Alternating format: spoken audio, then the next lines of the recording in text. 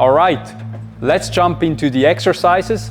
First, we're looking at extensive jumps, and afterwards, we're looking at explosive jumps. And once I showed you the exercises, at the end, I will also talk about the execution. So the things I was already talking about a little bit, how many sets, how many reps, how much rest, etc. All right, let's jump into the exercises. So in the extensive jumping exercises, we're actually looking to increase stiffness in the joints, especially around the ankle area, because there the risk of injury is higher if you are unprepared. So therefore we start with exercises that are mostly relevant to the ankles and knees. One simple exercise is called bounding. What you basically do is I actually always put the hands on the hip, so we don't move any arm to help. So we try to move only from the ankles, a little bit of knee angle as well, that's okay, but the whole movement should come from the ankles. So the exercise looks like this. So I try to land on the front foot, the heel shouldn't touch the ground, and once I'm landing on the ground, I actually push off again. Like I said, it's about 50 to 80% of your maximum output, shouldn't be more. So it's quite repetitive. We come to that later how many, but like around 10 to 20 reps, you're doing this. Just on your front foot. You can stay where you are, or you can actually move a little bit to the front. Like this, you can also move backwards. It doesn't matter, a little bit of variation is actually quite fine. You can do the same thing with one leg, which is a bit more intensity. I would definitely start with both legs, but once you've mastered both legs and you have a good rhythm and you don't feel too sore after a couple of training sessions, you can move to one leg as well. So it would look like this. On your front leg, obviously change sides. Okay, but you can do it like this, or you can also paint a line on the ground and do side hops with one leg. It actually works with both legs as well. So for example, here should be the line and I'm jumping sideways. This is another variation, or you can also do one-legged, which needs a little bit more coordination. You have a bit more shear forces. Your body has to adapt again to these kind of different impacts, and over time your whole foot and your whole ankle and knees will get stronger. Now you can do the same thing with a box. Again, it's not about how high you can jump. A little box is enough. You can do continuous box jumps. So again, hands to the hips. We don't want to use arms. We only want to use legs. You jump on the box and down and up and down. Also using only front foot. Quite repetitive, rhythmic, not too much output, controlled movement. Try to actually get efficient at moving. The same thing you can do with one leg as well. So up, down, up, down, up, same thing. You can increase intensity a little bit if you go a little bit higher, but again, the idea is not to push it very hard, and always the idea is progress. So don't start immediately with a higher implement. Start always very easy. The clients I have worked with, from professional athletes to normal people, especially normal people, if they don't have much training experience, they will feel actually quite sore in the beginning after just like some basic jumping exercises, because their body and their musculature and tendons and the passive movement apparatus is actually not adapted to this kind of stimulus. Another variation would be lateral jumps, so something like this, like skater jumps, just slow, not maximum output. Try to land as stable as possible, then switch to the other side and then come back again. Also repetitive. It can also be between 10 and 20 reps each leg. Another great one that I often use are power skips. So it's called extensive power skips. It's quite an oxymoron, so it's either extensive or powerful, but whatever. Do it extensively. So the idea is actually to jump high. So it looks like this. Okay, so from the side it's something like this. Up, up. So with this exercise you need a little bit more coordination, but the good thing is you learn to try to jump properly on one leg for height. And in this exercise you can also use the arms as well. Try to do it as rhythmically as possible. So with these lower body extensive jumps, you can already prepare your body for more explosive jumps. But what about the upper body? Of course, there are also extensive movements you can do to prepare your upper body for more explosive work. So for extensive power speed drills in the upper body, one of my favorite exercises is actually the extensive plyo push-up. For the extensive plyo push-up, it's quite important that you increase the height of the push-up. So we're working on an incline.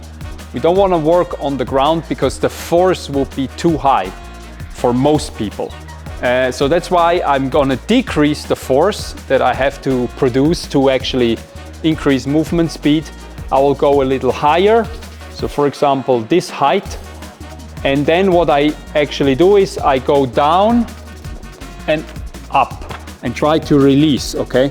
So we want to do this in a continuous fashion, so not rep after one after the other. So it would look something like this.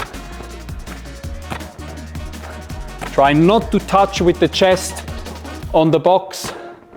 You don't have to go full range of motion, but you can if you want to, but you don't have to.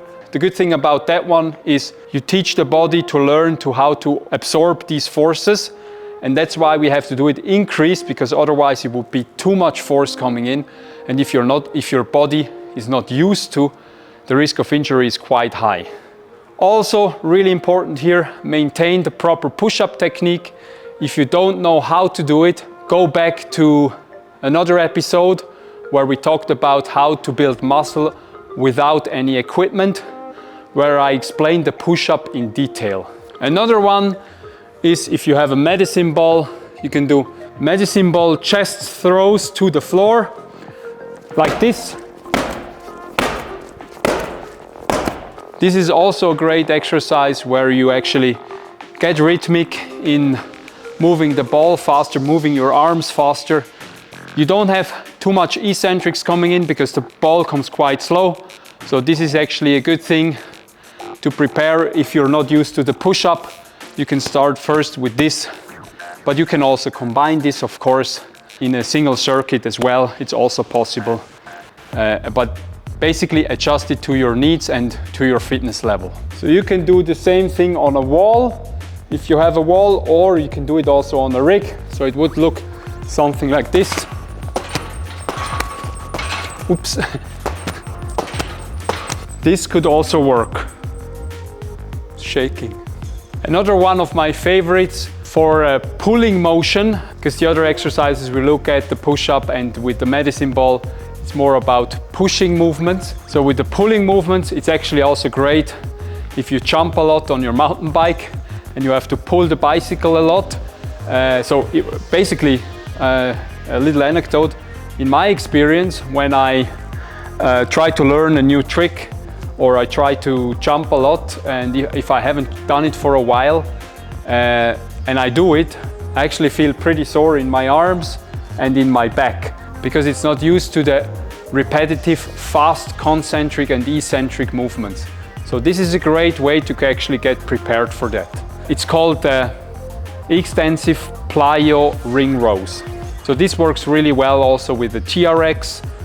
You can also use a barbell and do it on a barbell as well, but I'm showing you this with those rings. So basically, again, not too low, because otherwise we have to use too much force, which it shouldn't be. It should be low force and low velocity. So start out with my body quite straight. My arms are straight. I start pulling, and then I let myself drop and try to immediately pull again. Okay, so it's quite continuous, quite rhythmic, one after the other. So if I want to increase intensity a little bit, of course I can go a little bit lower. It's a bit more intense, but remember, it's more about the repetition and not the intensity per repetition. That's very important. All right, let's look at explosive jumps. So if you have never done explosive jumps before and never done those exercises that I'm going to show you, you can actually make a good transition from extensive jumps to explosive jumps. When I'm going to show you these exercises, what you can do is, usually what I say is like the execution should be 100%, so you go full velocity. But if you've never done those before, I would suggest that you start incorporating these exercises in an extensive way. So for example, you get to learn the exercises well first. So how to execute them, how to properly land. If you cannot do it fast, usually go slower. So decrease height, do it slow. Can you do the movement correctly? Slow, and then you start up the speed again. Okay? So what I want to say is take it slow before you take it fast. If you cannot manage good movement quality when you do it fast, it means that you have to slow down. Okay? That's really crucial and will keep the probability of injuries low. All right, so the first one is a classic. It's called the box jump. Actually, it's called, the variation I'm showing you here is a counter movement box jump, because we have to move down first before we actually jump on the box. So the exercise looks like this. I'm actually standing up to 1 meter away from the box, so I have enough space to actually move my arms. So this would be close, too close, I would touch the box. So a little bit further away. And then I extend myself all the way. I can even extend to stand on my front foot. It's not always necessary, but you can do it. So you go really high, you do a counter movement, and then jump onto the box. So the counter movement is actually almost like a plyometric exercise. So meaning you're actually storing quite a lot of elastic energy when you actually go down and decelerate. You store the energy in your tendons and in your muscles, especially if you're well trained. And then you can use this energy to actually propel you forward. So this whole thing where you store elastic energy is actually called the stretch shortening cycle. And this variation of exercise is actually pretty good to get better at the stretch shortening cycle. So if I do it in normal speed or normal tempo, or I try to go as fast as I can, I actually stretch myself, go really high, I go down fast and then come up fast again, and I try to land as soft as I can. So again, if I do it as fast as I can, it looks like this. I straighten myself out, I go down fast and then jump up as high as I can and land as softly as I can. Now the box height is not very important as long as you try to jump as high as you can. Of course, a higher box will challenge you to jump higher, but it's not necessary. Actually, the jump height and how high you can jump on a box is also based on how flexible you are in your hips. So the more flexible you are, so the more you can pull up with your knee and you can jump higher. But that doesn't mean that you are more powerful or more explosive. That's why I say you don't need to have a really high box. You just need a box where you can land softly and properly. Another variation to do a box jump is to do it from a static position or from a seated position. When we are seated, we don't use the stretch shortening cycle, so we don't have a counter movement. So in this position, we cannot rely on stored elastic energy. We have to actually recruit our muscle fiber from a dead stop. So this is how you perform the exercise. So usually I put my hands here in again, so I don't use any upper body movements that can help to accelerate. I only use my legs. I actually lean a little bit forward, but I'm still sitting, I have some tension in my leg, and from here on I try to get moving as fast as possible. So I try to jump as high as possible. So I will lean forward, and on a go I will try to jump as high as I can. So it would look like this. Okay, so this time I didn't rely on elastic energy.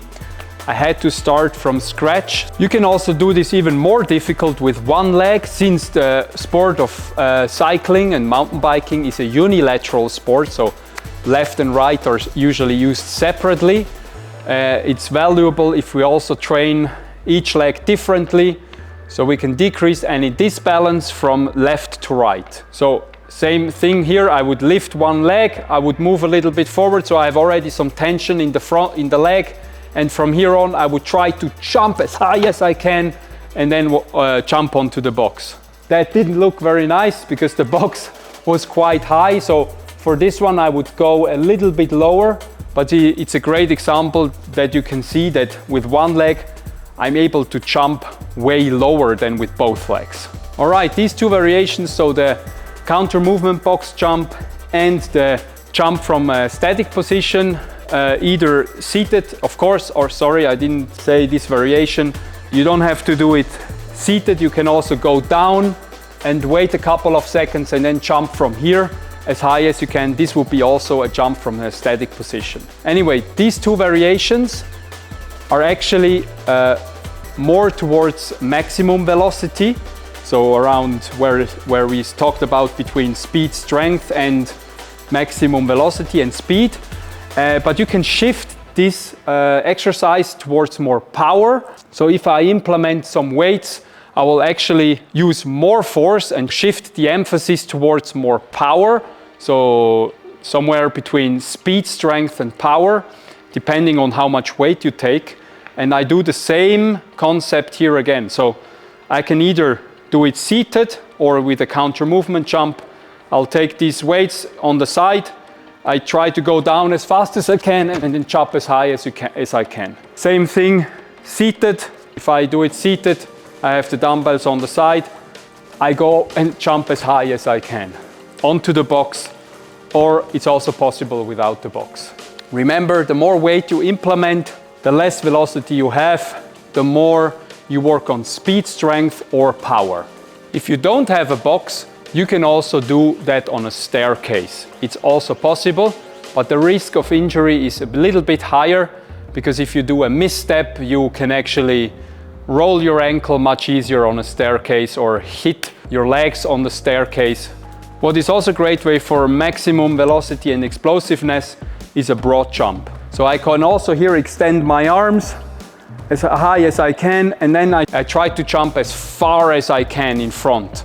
Okay, usually the best way is if I can jump off a 45-degree angle and then try to land as softly as I can. Now here, the risk of injury is a bit higher because I'm landing from higher above. If I'm jumping onto a box, I'm falling from a lesser height.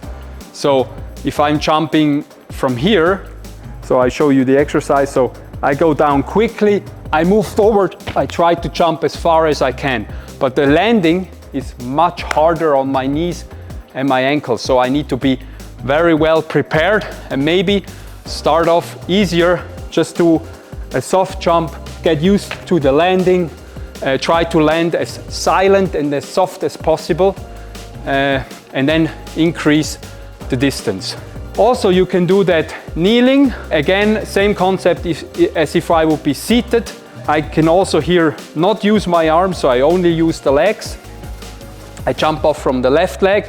I put weight already on the front leg, and then I jump off from a static position. So also here, no elastic energy stored. I have to start from scratch and increase my velocity. So it would look something like this. I try to jump off one leg as far as possible, and I obviously use both legs, so I change sides as well. This is actually a great exercise if you are a racer, if you are in the start gate and you have to start from zero velocity. You have to push out from the start gate and try to pedal as fast as you can. This is a great peak power exercise that you can incorporate into your training program.